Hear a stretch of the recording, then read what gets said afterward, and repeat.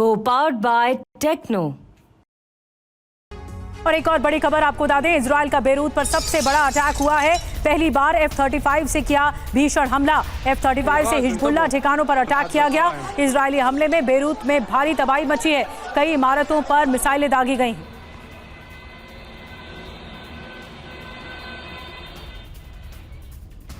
और एक और बड़ी खबर, इजरायली हमले में बेरूत में बर्बादी हुई है। बमबारी से कई इमारतें तबाह हो गईं। 16 से ज्यादा लोगों की मौत हुई है। मरने वालों में 5 बच्चे भी शामिल हैं।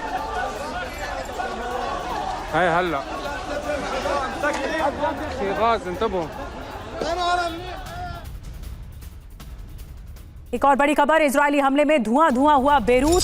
मिसाइल अटैक से हर तरफ बर्बादी दिख रही है। मिसाइल हमलों से कई इमारतें एक साथ तबाह हो गई।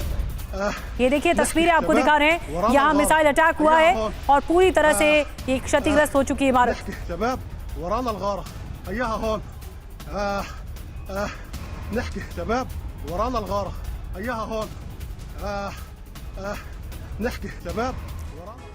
तो इस हमले में F-35 की गर्जना सुनाई दी और चंद सेकंड में बेरूत तबाह हो गया। आइए कुछ और ज्यादा जानकारी आपको देते हैं कि जो पहली बार टारगेट किया गया वो कहां का, और बेरूत में F-35 से अटैक किया गया है। हिजबुल्लाह के ठिकाने पर अटैक हुआ है। F-35 की गर्जना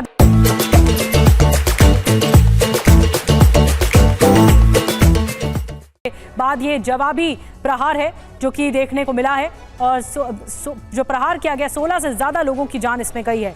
तबाही जो हुई है, बतला ये है कि हिजबुल्लाह के रॉकेट के बाद जवाबी प्रहार हुआ है। एक तरह से इस पूरे मामले पर खास बात यह है कि इजरायली हमले के बाद बेरूत में इमरजेंसी घोषित कर दी गई। तो सबसे ज्यादा नुकसान जो हुआ है बेरूत में हुआ है और बेरूत हमले में हिजबुल्लाह को सबसे बड़ी चोट मिली है।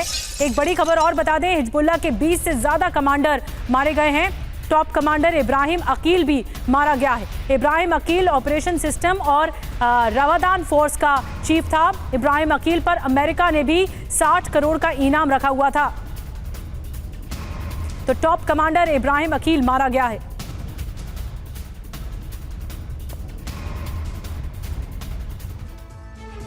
और एक और बड़ी खबर यह कि हिजबुल्लाह के हेडक्वार्टर में भीषण बमबारी हुई है।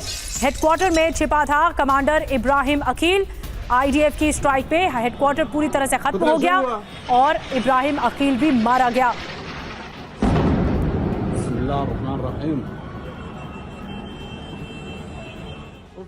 और आइए अब आपको बताते हैं कि इजराइल का ये जो ऑपरेशन अकील है वो क्या है, बिग वॉल के जरिए बताते हैं। बड़ी खबर ये है कि हिजबुल्लाह का जो टॉप कमांडर है इब्राहिम अकील वो मारा गया है, जो इस पूरे यूनिट को देखता था।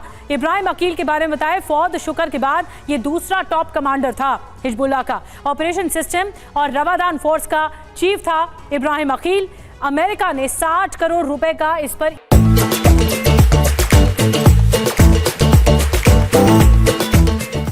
मास्टरमाइंड था ये।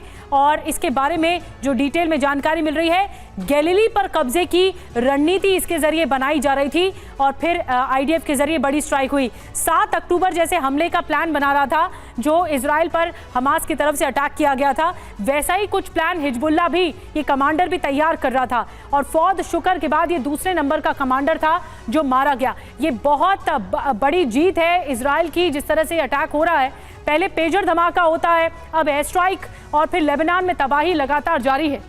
खास करके बेरूत में पेजर धमाके में अब तक खुलासा ये हुआ है कि उसके मुताबिक इजरायली खुफिया एजेंसी ने कई फर्जी कंपनी और हिजबुल्लाह के तमाम ऑर्डर्स तक अपनी पहुंच बना ली थी। एक रिपोर्ट में दावा है कि बुल्गारिया की किसी कंपनी के जरिए हंगरी की फर्जी कंपनी तक पेजर पहुंचाए गए। लेकिन अब जो खुलासा हुआ वो और भी चौंकाने वाला है।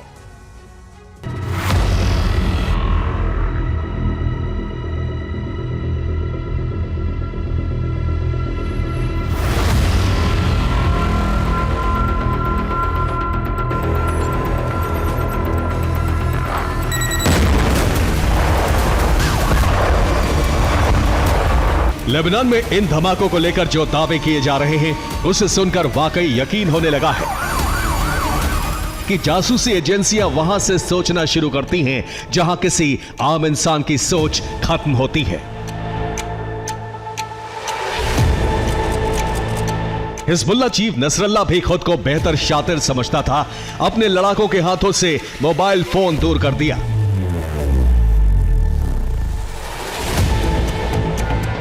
बेहद चालाकी दिखाते हुए अपने लड़ाकों को पेजर युग में पहुंचा दिया।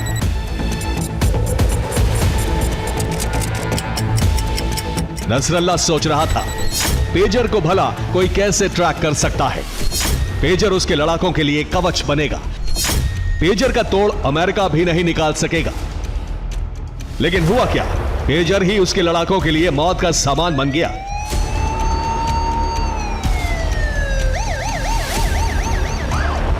पेजर ही बम बन गया और पेजर से ही सटीक निशाना भी लगा। Co-powered by Techno.